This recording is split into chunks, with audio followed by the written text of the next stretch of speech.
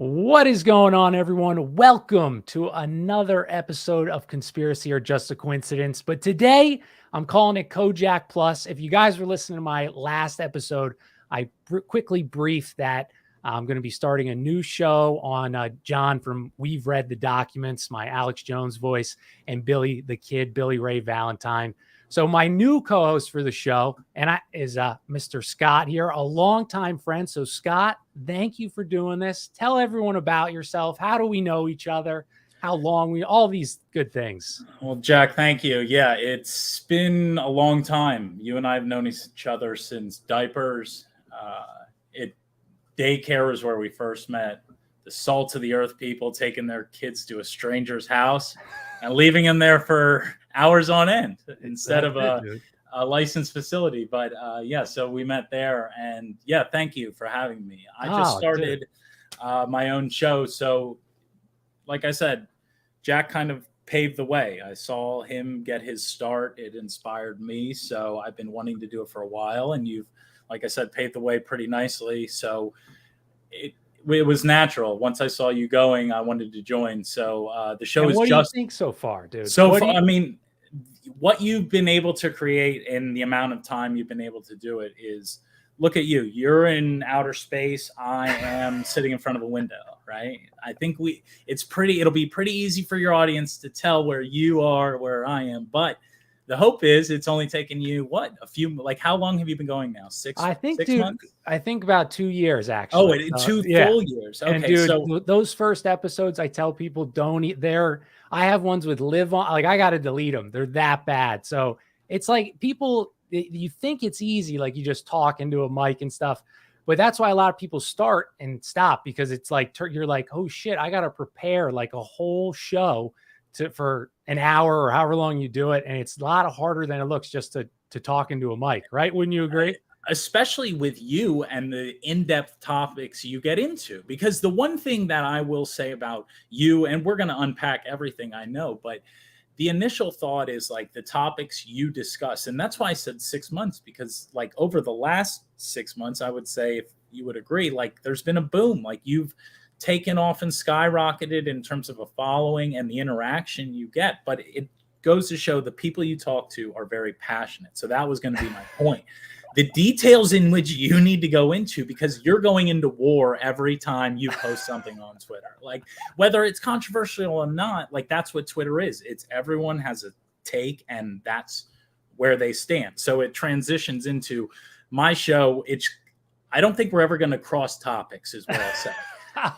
The name of my podcast is Just Be Normal. And that's the idea, is I'm very much, I think, a very normal thinking individual. I tend not to lean heavily one way on no matter the topic. So that's where I try to keep it on the show. It's usually 30 minutes to an hour of me and my buddies rambling. I had a guest on recently, a nice interview. So yeah, check it out. It's nice. JBN Pod on Twitter as well, if you guys want to hop on there. Yeah, I'll post your links in the show notes. But it is like, dude, the pod, like it's so much fun, but like it is a lot of work and it's hard. You got to like prepare, like this show, I like was scrambling. So if everyone, as you said, it's almost easier because I'm so organized, because I have 14 pages of notes. I just rock through them.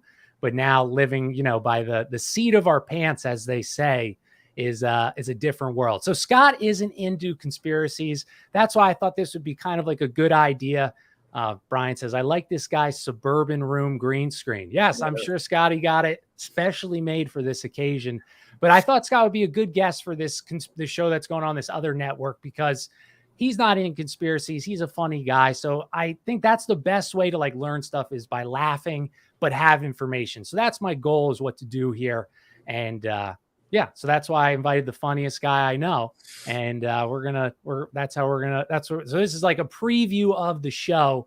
So I wanted to start us off first with CIA history, Scotty. So you hear me talk about the CIA all the time. What would be your immediate reaction or what do you think of when you hear the CIA? My initial thought, it's funny, without even knowing what we were going to be talking about, this thought crossed my mind, because in my opinion, at least from what I see online, the CIA has become the new, like they or the man, or in my opinion, you know, because you always see people shouting at, this is the CIA. I hear you often, you know what I mean? Like Absolutely, dude. I say it all the time. So, but we grew up with people saying like, oh, we got to stick it to the man. The man's trying to bring us down. And like in some retrospects, like that's kind of how you talk about the CIA. So to be honest, I don't know really much about, like, I know there's some sort of branch involving the government. What they get involved with is even beyond me, honestly. Like, I know that's probably ignorant to say, No, dude, but that's it's why like, you're here. yeah, and to be honest, it's like, where did you learn? We didn't have any, like, history class doesn't cover the CIA, and they do a good, if we're about to dive into it, they do a good job of keeping that under wraps. Like, what do these people do? So go on. I'm intrigued now. Well, so this is how it started for anybody that's listening that doesn't know the CIA. So in World War II, right? Well, so first of all, even in ancient times, the best empires had spies. Like there would be times to avoid a revolt. They would just tell everybody in a neighborhood, because they were getting too close, you're moving, and they would force you and plop you somewhere else. So you guys couldn't communicate with each other. So you're like, let's overthrow this jerk king. So they would literally make your whole family move. And they've been doing like that has been going on forever. But in World War II, you had spies, and that's where you get like the guy who wrote James Bond. He was a spy for the British intelligence. So that all these James Bond stories come from this guy, Ian Fleming, and he worked for the British secret intelligence. But anyway, World War II, you got these guys in Switzerland, because Switzerland is neutral, if you didn't know, and they're meeting in back alleys, making deals. Like the Nazis were trying to get at the one guy, Himmler. He was a crazy guy. He was talking to this Alan Dulles, and they're just trying to, like, they're just sneaky guys. Like they're going behind our back, and that was called the OSS. So hold on. Yeah. Pause right there. Yes. So like all of this, is this public information already? Yeah. Like what you're getting into, this is, I could go find this, but not just like in some dude's secret Reddit page. This is like, I could go read a, yes, this is all, you know, so I try not to get too into the crazy world, but yeah, this is all like open, you know, you could find it. This, they would tell you this is history. Okay. Yeah. But this guy, so the original, the head top dog of the OS, he was named Wild Bill Donovan. I don't know how wild you can be in 1945, but he was wild. Don't want to find out. Yes. So he gets trained by the British Secret Intelligence Unit how to create their own one in America. So some people say the CIA is really the British's secret intelligence unit, because they trained him, they told him what to do. He eventually he creates this whole spy apparatus, but the war ends. So what do you do with all these people, right? Now you have all these spies that have been espionage, working not always in our best interest, continuing wars. So what do you do with them? So they come up with this plan, because the war ended in 1945. They start building this idea of creating a central intelligence unit. And that's, oh my God, I don't even know. Yeah, Central Intelligence Agency. Jesus, I almost didn't know what the A stood for, but they create it.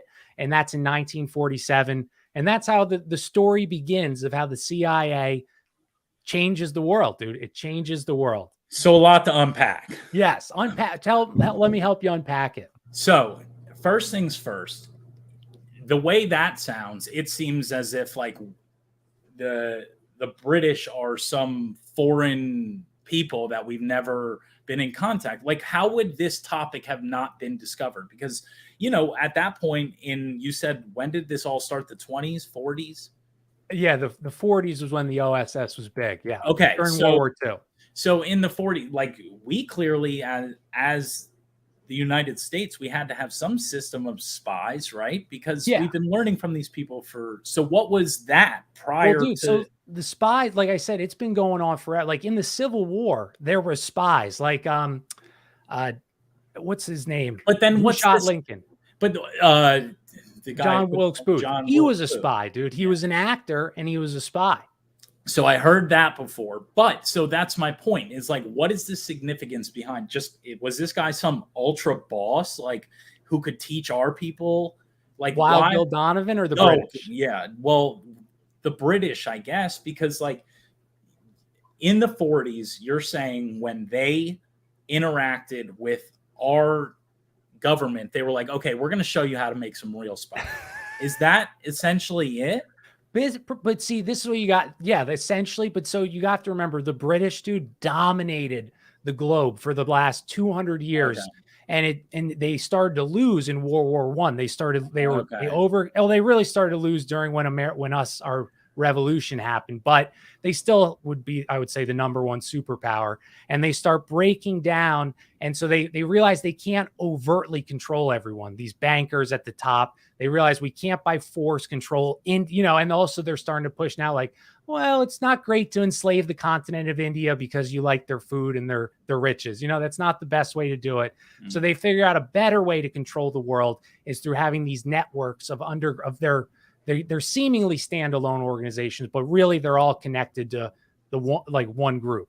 Yeah, and for sure, it's the saying is it's not fun when the rabbit gets the gun, and I like that. So, but that's what it came to. They started to lose, so they figured it out and for lack of a better word, intelligently, how to manipulate it from almost like getting a virus. It's like the inside. Rot them from the inside out. Exactly. You're getting in. And if you can do it secretly, it's even better. And if you can get the idiots to agree to it already, then you're clean. So yes, exactly, dude. That makes sense. So they create the CIA in 1947.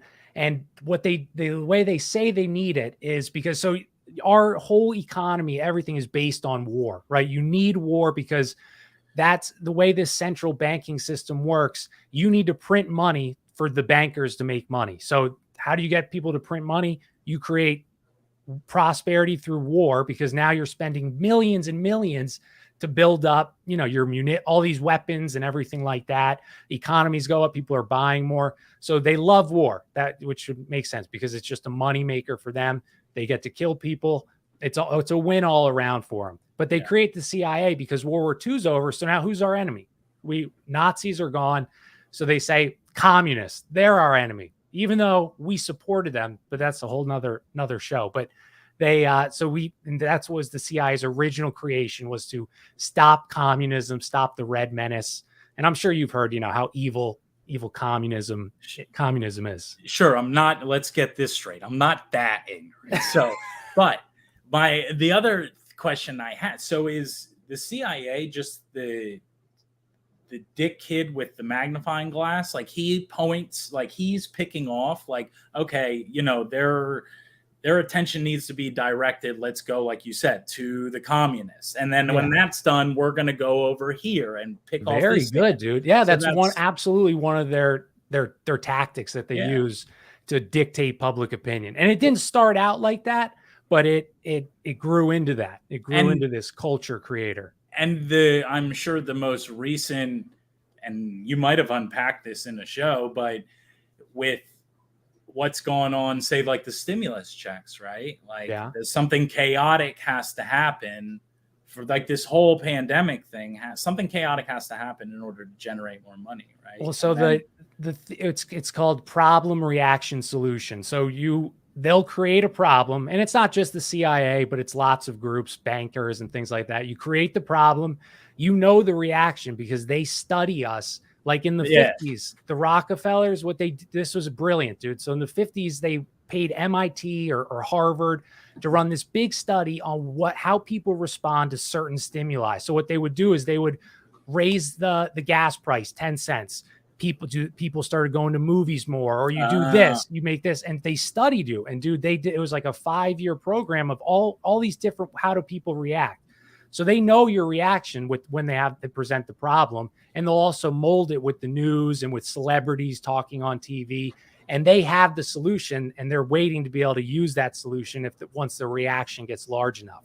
And that's where it gets real scary, because that's like the playing God, like you're the puppet master. They are the puppet master. And isn't that crazy? Because when you were talking, the whole thing that was ringing in my head was like, oh, so they're just a sociology teacher that can manipulate what they're, you know what I mean? Yeah. Because in that class, especially in college teaching, you just learn about like, this neighborhood is like this because this happens. And like, so there's people behind it making that happen. Oh, dude. Like, isn't that some shit? You don't even know. So Also, huge dicks. The huge CIA, dicks, dude. huge dick. But dude, they use, and I know sociology is different than anthropology, but that's actually my next show I'm working on. They use anthropologists. Like, this is how crazy the CIA is.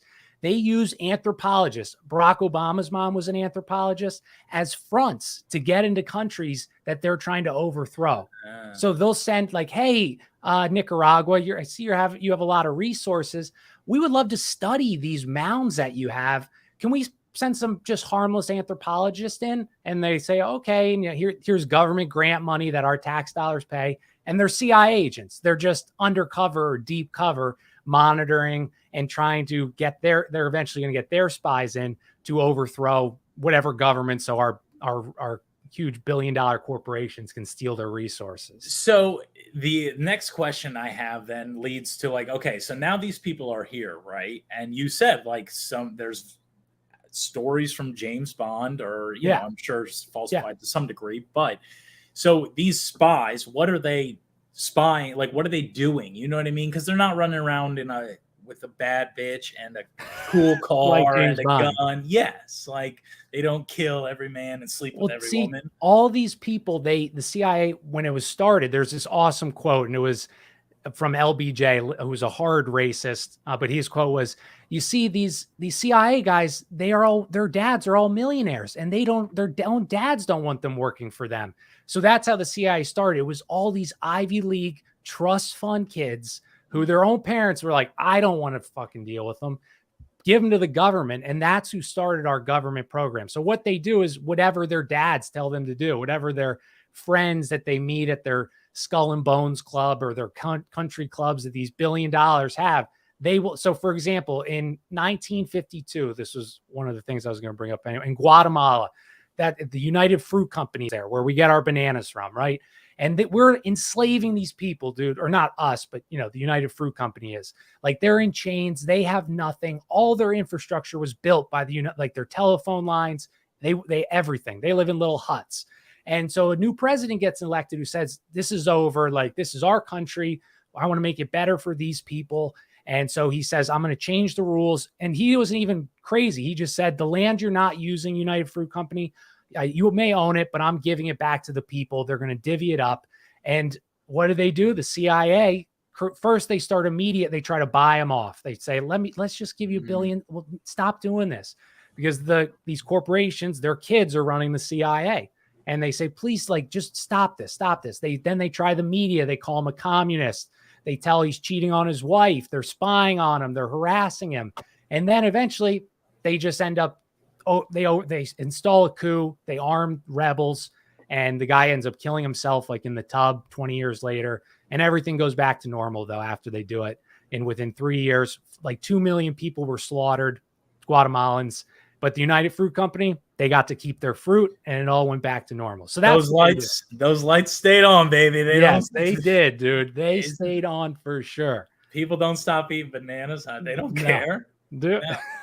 But isn't that something though? Because like, first off, for him to know what he's up, well, that's the thing. Do you think he even knew? Like, do you think he was just like a good-hearted guy that was the leader or whatever? Oh no, they're evil. Okay, so everyone's evil. Yeah, like those guys are the worst. Like Dulles, he became the first director of the CIA. He's involved with killing Kennedy. That's these type of like, dude. So I just did a show on like the Canaan. You're real biblical, so Canaanites. Yeah. And so that's like the one theory is that these people, they can track their ancestry for hundreds of years, way back, and they may come like they've got volume. Like, I could trace mine to like 1750, and they can go back, dude, to the Middle Ages, possibly even before that. And so that's the theory, is these people that are in these positions of power, like Alan Dulles, he was descended from these Swiss power family, and that there's something evil in them, like they're inherently evil, whether it's Canaanite blood or whatever it is. They're not like you and I, I mean, have you ever met a trust fund kid? Yeah, they're evil. They're the worst. I don't think I have. Have you met a trust fund Yes, kid? I have, in rehab of all places. Wow. But what I'll tell you though is it's so, and I was going to bring this up when you were talking about them, because like the personality aspect of it is, those kind of kids, if you give them, and because their dads, like you said, their parents probably hate them because they're exhausting human beings. Right. But if you give those kids an ounce of power, that's when they flip it on, and all of a sudden they're lord of whatever they're doing. So Yes. with you promote one of the, oh, you're in a secret society about, oh my God, those guys get dick hard over it. And they probably, like you said, they probably have no issue doing crazy stuff like you're talking about because those guys are out of their mind. Right, dude. Because there is like, it's either they're born evil or like there's this, like just like how celebrities always love to tell you how to live. These people that have, like Bill Gates, I remember he was on Ellen's show and they like said, how much does Pizza Pockets cost? And he guessed like $25 for a box. Like they're just so removed from the real world that they think, they're just being told what their agent tells them to say, or maybe they believe it, but they're just so out of touch that it comes off like you're an asshole. Yeah. And that's like, and I'm sure we're going to get into celebrities too, but like the celebrities as a whole are just crazy people. That's what it's because, and the problem is you come across some of them that don't make that leap. But if you stay in it long enough, like you said, if it's not Hollywood or the government, whoever's manipulating these kind of people, if it's not that, it's surely the lifestyle of always being on camera, always turning it on. Like you forget what it's like to just be naturally speaking to someone. Well, so there's this one, I'm sure you've probably heard of this. It's called MK Ultra. Yes. So MK Ultra was a brainwashing thing done by the CIA, and actors. And I've told you about how all the hippie people were, they were CIA operatives, like, the Doors, all those guys. But so these actors are, because they change their personality so much. And most actors, like, I don't think you and I know any famous like have met any, but they just want to be famous so bad. They will do whatever they need to get in the limelight. And that's why a lot of them are totally insane, because they just want to stay in that power and they thrive. Like that's who they are. They couldn't be any different. So I think that adds to why they're, insane. So here's the story for you. We don't know any famous actors, but so when I was living in Florida, we used to go to, it was a 24/7 fitness, the gym that used to be owned by Shaquille O'Neal. And I know it used to be owned because they painted over all of his logos, and it did such a shitty job. You could still see them through the paint. Anyway, we used to play basketball there all the time. And I worked a job where I had weird hours. So I was there in the middle of the day. And I see like two guys way too nicely dressed for Boynton Beach 24/7. Like they were in like Nike's fitted. Everything was just crisp. And they passed by me really quick. And I go, oh my God, I think I know who that is. And it was Kevin Hart walked right by me.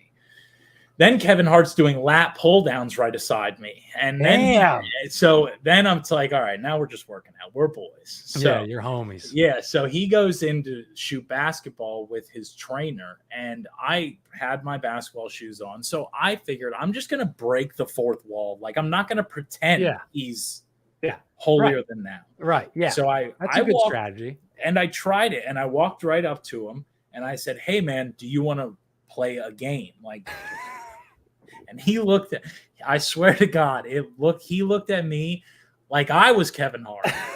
He was like, what? And I can't remember for the life of me if he responded or if the other guy did, but I think he said, no, man, I'm good. So at least he spoke to me. Yeah. But to the point of this story, no more than 5 minutes later, the entire gym was now in the basketball court area, just watching, videotaping everything. And it's like, and the worst part is there I was doing the same thing. Like, sure, I tried to be Mr. Cool and like, I'm playing basketball with Kevin Hart. I mean, no big deal. But it wasn't that at all. Like there I was putting him on every social media app I own. Yeah. So I don't know. It must just drive them insane or make them crazy. Yeah, dude. Well, and you told me today, I don't know if you guys knew this. What is Kevin Hart's newest creation? Oh my God. The fast food. What is it? What's the proper term? It's not vegan. It's plant-based. Oh, plant-based. Plant-based fast food restaurant. Oh my God. Dude. And so again, this ties into perfectly what we're talking about. Like you see the people involved with like Beyond Meat, which is crashing, by the way, the stock. It's Bill Shocked. Gates and all these people. So you would think like, and I think I've made this joke to you before, like you always hear people like, oh, red meat's bad for you. Oh, eggs are bad for you. Really? Then why don't you ever tell people that Doritos are bad for them, or the tons of hundreds of processed, because it's not about the health. They want to make you weaker and tired. So you'll eat your fake meat and your testosterone's lower. You won't reproduce. It's a whole thing, dude. So that's not surprising that Kevin Hart is doing a plant-based fast food restaurant. And I just wish I was in the marketing meeting for that, because it's just full of holes. It's like, because you first off, it's going to taste horrible. Second off, if it doesn't taste horrible, like you have to, okay, you're making fast food. So you're going to tell me you're going to get quality plant-based items from soup to nuts that taste good at a low price? No. And then if you do, you're going to tell me that people that can afford it are going to eat it like fast food and eat it daily, and it's going to be good for you? Like, come on. No, it's not. It's for like rich suburban moms that are going to be. Where are they going to put out? Because if you guys don't know, Kevin Hart's, we're from the Philadelphia area. We both shared our drug days in North Philadelphia, where Kevin Hart's from. So is he going to put it in Kensington, the largest open air drug? Like, where is he planning on putting his first his flagship store? You and I both know a lot of foot traffic in Kensington. That is true, though. You do get a lot of foot traffic. There probably wouldn't be many cars going through the drive-through, but plenty of people. Plenty. That is true. That maybe you have some good ads in the window. You could really entice. They have $10. They say, okay, I'll get 5 on dope, 5 on a fake meat burger. Exactly. And whatever they give you is probably made of hemp and could be worn as an article of clothing as well. So that's a fair point too. They're probably wrapped up in like all natural stuff. Big hemp making their play. Well, so this is still, I'm switching a little bit, but so I wanted to talk about ridiculous CIA topics. And this one was one of the funny. So how we were talking about, they do everything, dude. Like I told you already, they got involved in the hippies. Like that movement, they created it because it was a legitimate anti-war movement with, our grandparents in suits and ties sitting in colleges, having sit-ins or whatever. And they knew that was a real threat because war is their moneymaker. They can't have, normal people being anti-war. So what they do is they start mass producing LSD. They start mass producing this music that they select, that they have people write, and they just attribute it to people like Jim Morrison or whatever. Yeah. So that's what they do or how was I trying to connect this with the other? Oh yeah. So they do all these projects for control. And one of their craziest projects is Operation Acoustic Kitty. Now, from that title alone, Scott, they're usually kind of sneaky with their titles. What do you think Operation Acoustic Kitty entails? Do you have a guess? Okay, so my legitimate guess would be, well, I don't know. I don't know what my guess should be. That's okay. Yeah, you don't need to have one. My true guess would be some sort of music that attracts young girls, because that's how they name them usually. There's another one like that. So what they did, this started in the 1960s. So the CIA has been around for a decade.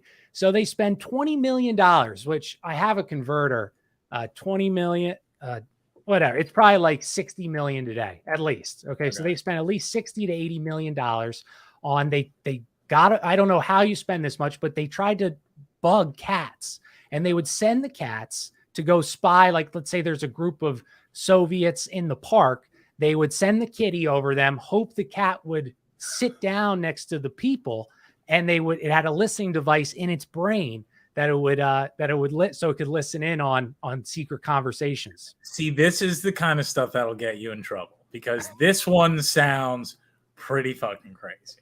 Like it does sound crazy.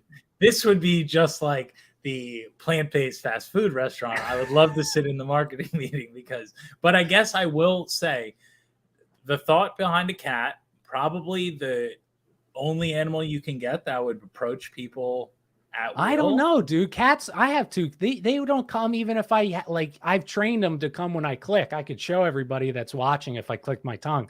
But even that does not foolproof, So odd choice in a cat as a choice. But think, you walk outside, if you're gonna, one, let something come up to you, and That's two, true. if something is gonna come up to you, it's if a dog approaches, you're moving.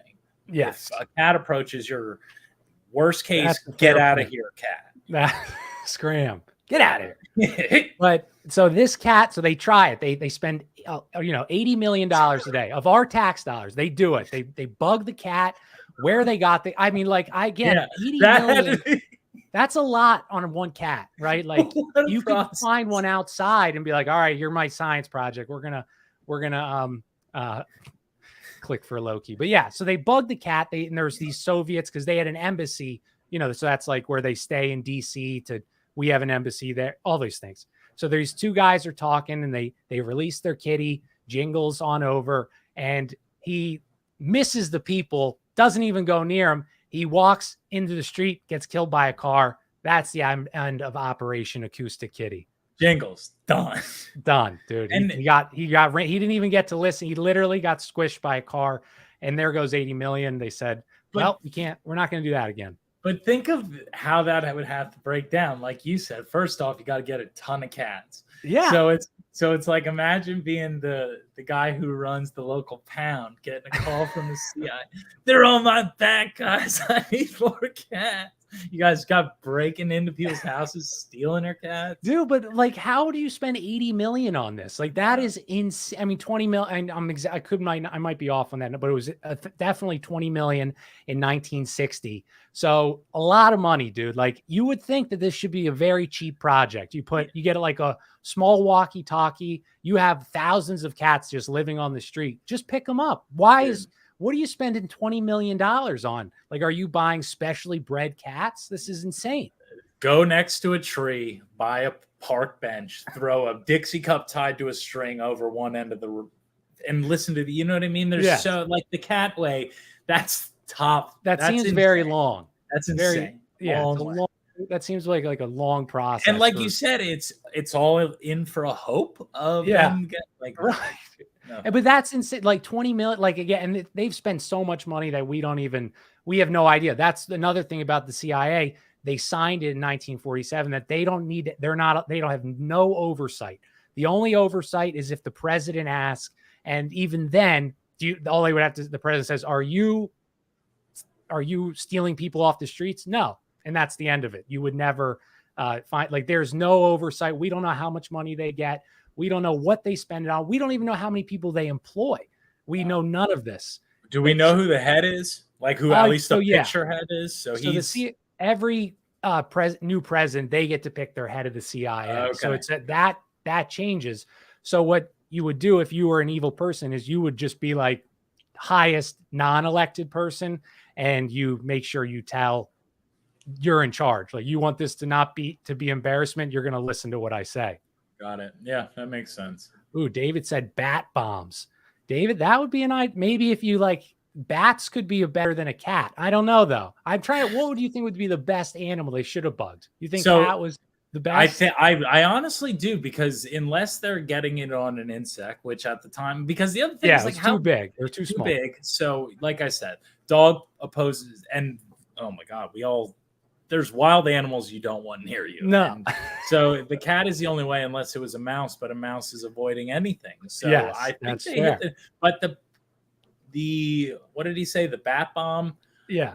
I appreciate it, but you'd have to, when we he says it's real. The bat bomb is real. I'm going to Google this right now. Bat bomb CIA. Well, here comes my only in one bat story is when we were kids, we had a chimney, and bats used to get in the top in our place in the Poconos. And we used to you would grab a handful of gravel, you throw it up in the air, and bats would shoot out because they thought it was bugs flying, and they would swoop down, and they would avoid. So you would throw it up the chimney when it is. No, I'm sorry. Horrible job of painting the picture. We are outside. I am standing outside of the house looking up at the chimney. So I grab a handful of gravel and I throw it up in the dark sky at night. Oh. They think it's a bug flying. They sonar it and swoop down. But that makes sense why he calls it a bomb, because it's what it looks like. They swoop down. But I'd be interested in that story, because bats are horrific. Hold on. Well, so this is a bomb-shaped casing, and dropped a bomber at the key with mid-flight, open to release the bats. Okay, so it's a big container with tons of bats hibernating. They would drop it and set on timers and ignite fires, and I guess the bats would be lit on fire. I'm guessing David might know better, the guy who wrote about it in the chat. But it sounds like that's what, from a brief looking, they packed all these bats in a bomb. They would drop it, light a fire, and send them off. And probably trying to burn things.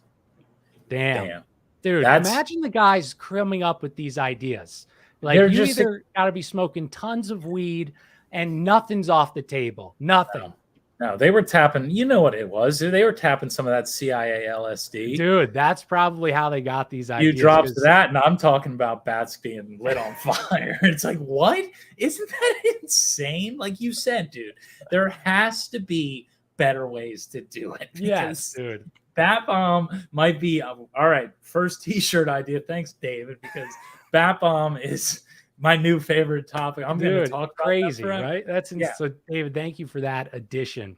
So the other one I wanted to mention was Operation Midnight Climax. Now, what is that? First impressions, first idea. What are you thinking? Operation Midnight Climax. Nothing good. Something after a strip club, possibly. Dude, very close. Very close. Yeah. So what they would do is, this was all tied into like MK Ultra. It was like a sub project of MK Ultra. So they would, they were making all this LSD, and they said, what would be funny, or let's be a good idea. Let's dose powerful people that are in America. We're going to get them a prostitute, and we're going to send them to the prostitute. Say, hey, you want to have a good time, buddy, Mr. Foreigner? Go to this this cat house or whatever, brothel. And so they would go to the brothel. They'd be drinking with the women, and one of the women would be on the CIA payroll. They dose the drink with LSD. And they would be watching these guys they take her, she'd say, like, come to my room. They go to the room, and there's like a two-way mirror. And the CIA is on the other side of the one-way glass, watching this guy, trying to see what he'll spill, what he'll talk about.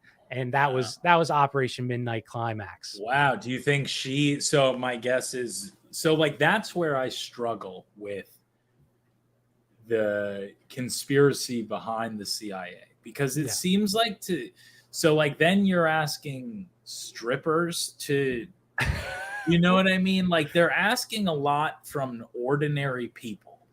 So this is in 1954. So most of the people that, it's not stripper in the sense we think of it's a much different time. Well, sure. Sorry, I was just going to say, like, a brothel and I understand it's more of like a higher class. Yeah, meet and greet, and then let's go bang type situation. So I get that, but so you're saying they might have one person. So maybe somebody, she's been arrested for prostitution. She has a child. We're gonna lock you away forever unless you just put this liquid in the John's cup and take him to this room. And we'll never mention this again.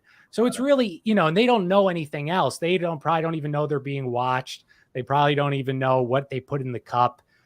Their goal is, and I'm sure like they would switch out after the guys all messed up. The CIA would come in and start asking him questions. Like, I'm sure she wasn't running the interrogation. Yeah, that was kind of my point, like putting trust in normal people. But so do you think it's that degree of insane? Like, they are manipulative from head to toe? Like, they will find the person with the struggling situation and tell you it's going to get worse. And holy shit. Yes, dude. I mean, this is what they do this, like, that's the micro level. They'll do it on the macro level, like with a whole country, like, oh, you guys, you have a beautiful country, or I don't know, I'm doing a horrible example. Like, you have a wonderful gold resources here. It would be a shame if, this rival political party got power over you.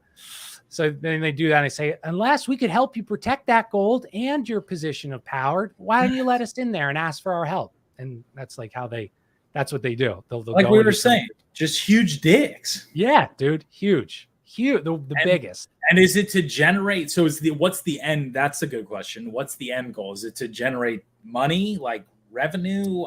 That's where I guess that's like a tough question, right? Like, what is the goal? I think the goal, Pressy in the chat said to protect our democracy. That's a beautiful answer, Hell Pressy. yeah, That's brother. exactly it. They're protecting our democracy. But no, it's still like you want to have a populace that you can control. And that's why each year since the past 70 years, we've lost, right? It's so you can have a subdued population that is essentially cattle, right? That you can just push wherever you want. They'll react how you want them to react, and they won't cause you issues, you know? So basically they think they figured out how to make the world go round, and they're just going to keep doing it no matter what that takes. Yes, dude. And I'm sure like it's not like everybody in the CIA is this evil person, right? But it's so compartmentalized. Like your goal is to, they say you need to spy on this guy. We think he's doing something bad, and that's what they'll do, right? And they probably honestly think, some of them, that they're saving our country. They're keeping America safe by, like, Osama bin Laden, right? Osama bin Laden, he used to be on the CIA payroll. He was working for the CIA in the 80s. And do you remember was it Rocky, or it was a Sylvester Stallone, Rambo, after Rambo 2? I think Rambo 2. I've never seen, you've probably seen them. Have you seen it? Wouldn't be, but it wouldn't be. You're talking about how recent?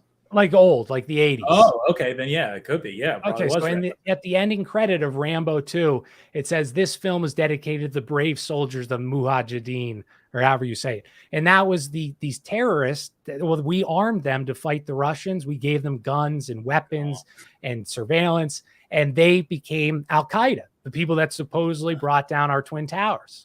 Chopping people's heads off. Yeah. Well, yeah, that's what they say. But yes. So isn't that like, that's like what they like. The same thing is going on with Ukraine, the Azov battalion. I don't know if you've heard about, they're like this Nazi faction in Ukraine that we're giving weapons to fight Russia. Well, this is you'll find after we keep talking and doing our shows, the same thing will continue happens. And so they're going to arm these people. We gave them $40 billion, right? Well, what do you think what's going to happen when this war ends? Do you think these guys are going to say, well, we fought, we won, I'm done being a Nazi. I'm done. That was good. It served its purpose. No, they're going to continue being their beliefs, right? Like, all right, guys. War's over. Yeah. I'll take off my tattoo now. You can shave it off. I'm done. All right. Let me scrub the old head, the swastika off my head. Yeah, dude, that's insane. But that is crazy just to know that that's what they're willing to do. Like you said, like it's almost morals don't exist. We just have to keep. It's the like a real rat race, right? Yeah, like, dude. It's forever. Yeah. And then the last one I wanted, because this one relates. So, I didn't say this. So everyone knows that I struggled with drugs. Scott also struggled. We struggled with drugs together. It was some would say maybe I got him involved with it. I don't know. I don't know who's to blame. The jury's still out, but I think I would have found my way one way or another. So, how do we get those drugs, dude? So how do they get into America? What's your like regular person theory, how drugs get to America and the West and the world? Yeah. So I think the issue I have is everything in between, right? So I think I have a grasp on, like, I stopped like after it left the people we were getting, like a local drug dealer. After it gets above him, that's where I start to already get lost. Like, because then you're talking like, say, for example, crack cocaine or whatever drug you want to throw. Yeah. Like once it gets to a certain weight, if you will, then I don't know where it's coming from. But then from the flip side of that, on the opposite end of the spectrum, I would assume it's being grown in, my guess was always like very, very poor countries, but obviously it being mostly the stuff is like plant-based, it has to be able to grow in these climates as well. So I would say poor, good climate, and then that's where I get confused. It's like, how does it actually physically? That is a great answer, dude. So that's exactly like it's that. Let's start. We'll say heroin. Heroin was big in the Middle East and Afghanistan when the Mujahideen were there. The reason why we were also supporting them was to fight communism and to protect their poppy plants that the CIA was using to make the heroin. Same thing in Vietnam. They call it the Golden Triangle, where there's that triangle where they used to grow. I think what's the movie with Denzel? He's the gangster. Training Day. No, that's American Gangster. American Gangster. Yeah. Like, it's Where like he's Frank Lucas. Yeah. Frank Lucas. Yes. Yeah. That's where they were growing. And again, did the war start for the heroin? Possibly. But that's because they had in China, we were growing heroin. That's why we funded this one guy, Chiang Kai-shek. So that a lot of these wars will coincide where they're growing the heroin. But this guy, Paul Helliwell, he was the beginning of the CIA in 1947. He needed funding for his CIA. He was big, not the top dog, but worked closely. And so he comes up with this idea because in China, that's how they were funding the fight against the Chinese communists. Because at one point, China was like America. And so they would grow. The Japanese actually did it first. They were growing heroin or opium, selling it, using that money to fund the war. And so Paul Helliwell, he comes back, he says, I got a great idea. We're going to do the same thing. And so also while he was doing that, he helped Mr. Disney get all his land in Florida. That's another what a resume on him. I know, dude. Yeah, but that's how Disney got his land. It was Paul Helliwell. He organized that. But yeah, so he grows all this heroin, and they literally do create a drug like company. Like they have unmarked container ships, like front companies, all this, like banks that are created that are all run by the CIA. So funny you say that. And it's funny you bring up Disney, because I mentioned this to you before. I lived in Florida, Southeast Florida, for a good chunk of time. Yeah. And it's just, you're talking about unmarked ships. The Miami River is notorious. And I mean, it was more so in the 80s when the cocaine boom was really happening. But it's just ironic, like he's in Disney in this wasteland of Florida, and then just the connection of how drugs were ported into Florida. It's, there's probably something there. Right. Absolutely. Dude. Yeah. And so, but that's what they literally create all of these, like they fund these organizations that are like I think the one that was doing the heroin was like Ocean Cargo Unlimited or something, like these really bland names. But they'll get old decommissioned war machinery like ships or helicopters or planes. And that's what they use to transport these drugs. And they'll bring them into America, and they're the CIA. So if you pull them over, like what you don't get pulled over in the sky, but you say, oh, this is a top need to know basis. I'm CIA. Here's your badge and and get out of here. Yeah. And dude, and that's how the drug. And so their original plan when they did this, they said, because CIA had honest people in the 50s, like our grandparents were, regular. They were like, you can't do that. And they said, no, we're not going to put it in the white areas. We're just going to put it in the black areas. And they said, okay, that's fine then. We'll do it that way. And that's how it started. And there you go, dude. It's once again them manipulating like just people in general. Like that era was definitely leaning more racist than not, and they knew they'd be probably okay with it, which is dude. Great. And then sure enough, so then that probably, then my guess is what they make a connection inside the neighborhood, like some Frank Lucas type, right? And he'll start the distribution process. Your boy Freeway Ricky, I think he was like an operative, and they eventually threw him under the bus because he got that. And that's what they'll do too. But his connection, he knew was the CIA because his supplier, I think it was Noriega in Panama, it was somebody like down there in South America. He said like, dude, why are you going after me? I'm not the big fish. My big fish, he's working for the CIA. And they say, get the hell out of here. Or they just shut the story down and it never comes out. But that's what they find a top dog. And then they just get these little guys to pretend like they're doing something. Don't hold me to this, but it's probably been a year since I watched it, but White Boy Rick, who was a notorious drug dealer, I think in Detroit. Yeah. I'm pretty sure that ended weird. And like I said, don't hold me to it, but I thought I remember something weird like that. Like, cause he was like a man-made huge distributor. And I'm sure they don't look fondly on that because you're infringing on their own money. So I think something like where he got arrested and something weird happened, I think at the end of it. So it's not surprising knowing that too. Yeah. And I saw that preview but I think he was either working with a federal, with the guy, like maybe that was who he was getting it from, or that was it.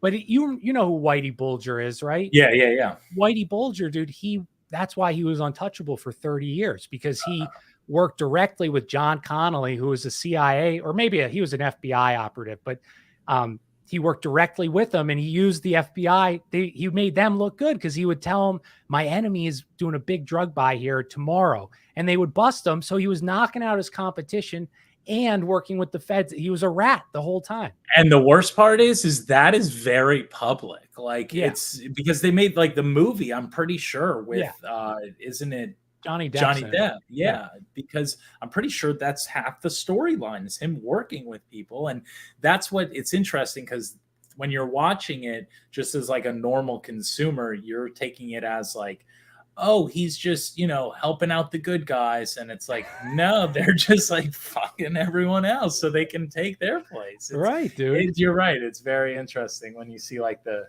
other side of it. Yeah, dude. And so I wanted to, so I could talk about this forever, but this relates to what you sent me.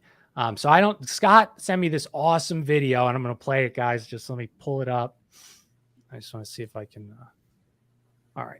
1 second. I'm going to share my screen. So let me know if you can. Let's see. Share. Oh my gosh. What am I doing? Oh, okay. Here. All right. So let me hit this from the beginning. And this was crazy, everybody. All right. So here, hold on. Pause it first. Right, pause it first. Let's set the precedent. So what you're watching. So this girl that's on the screen now, it's Alex Cooper. She's a former Barstool employee. Barstool Sports. She hosted a podcast. The podcast is Call Her Daddy. She's it's awesome. Great. It's real original. She talks about really intriguing things. Anyway, so with that being said, the guy that she's about to talk to, and I'm assuming you're. Well, no. So so in the chat, the guy she's talking to is Spencer Preston, right? That was his name. Yes. And that's someone who, from what I've found out, is his tie to fame is his connection with the show The Hills. So I believe and that's a show where, if you guys don't remember, it was supposed to be a reality, but it was staged. So they would remember this. Yes. They put like real people in these, like, oh, Janet's now you're dating this guy, right, and this guy's dating. So they put him in a crazy scenario. This guy was just a part of that puzzle. And I think somehow, some way, he found his way to fame. Yeah. That's why he's on with her. She has a bajillion followers, and now we can hear what so that's the scene. All right, guys, this is crazy. All right, so that was important, Scott. All right, here I'm going to hit play. Grew up in California, going to school with celebrities and celebrities' kids. Who was the first famous person you remember meeting in your life? Oh, hands down, Meryl Streep. I did not expect the answer. That's fucking baller. We were very young. We set, and it was Meryl Streep, and I would be chilling on set. I mean, then it's next thing you know, I'm having a slumber party with Hillary Clinton, So I mean, like, you have to clarify. You're having a slumber party with Hillary Clinton. What do you mean? So my best friend, his parents were best friends with the Clintons from Arkansas. And so when I was a kid, I always go to Charlie's house, but one night, Secret Service did their thing. I think I was a safe 14-year-old or whatever. And so, slumber party. I was in the kitchen with Hillary. That was wild. So that Scott found that clip. So that was an awesome clip. So a normal person, because everyone in my chat hearing a sleepover as a 14-year-old with Hillary Clinton, everyone's mind is going one way. So what does a regular person like you think about that? It's hard. It's hard because I'm too close with you to not have the red flags go up and the alarms. There's a reason I sent it to you. So, but even as a whole, it's still the context. Like, I would be surprised if you were to go on that kid's tweet, it's probably flooded with like, where's the connection? And you could see it's clearly edited, but it's like, why? And I didn't listen to the episode, so it could be, but there is no context in which you are saying I had a sleepover at the Clintons' house. No. As a 14-year-old boy, what are you doing sleeping over at a famous, even if they're your family's friends? I've never, that's a very odd situation. He also Secret Service is involved. He also said things got wild at Hillary's. I don't want to know what wild at Hillary's is talking about. She was chasing me around. Pillow fight. Whipping each other with tails. Yeah, there was this guy dressed up with a goat's head on in the corner. Like, I'm telling you, dude, that kid, God knows. But like I said, he's one of those people where you have to wonder though. Like, do you think did he just get close to the action and then kind of pulled away, or that's where you gotta? He brought it up very nonchalantly. I'll put it that way. Yeah, and David in the chat said weekend at Hillary's. That's funny. Like weekend at Bernie's. But so first also, so Bill Clinton, he was governor of Arkansas. Yes, and this ties into our so drugs so there was Operation Gladio that was focused more on heroin and Middle East and Asia. And then Operation Condor was the cocaine edition or the remix in South America. And so those planes were being flown into Mena, Arkansas, when Bill Clinton was governor. And there's the guy, American Made, I think, Tom Cruise. Yeah. So that guy, Barry Seal, I have his book. I haven't read it yet, but he had George Bush's private cell phone number and Bill Clinton's private cell phone number. He says that they did massive amounts of cocaine, loved to party. They partied with him. So I just wanted to bring that as a backstory of that's the kind of guy these Clintons were. They were evil, evil people.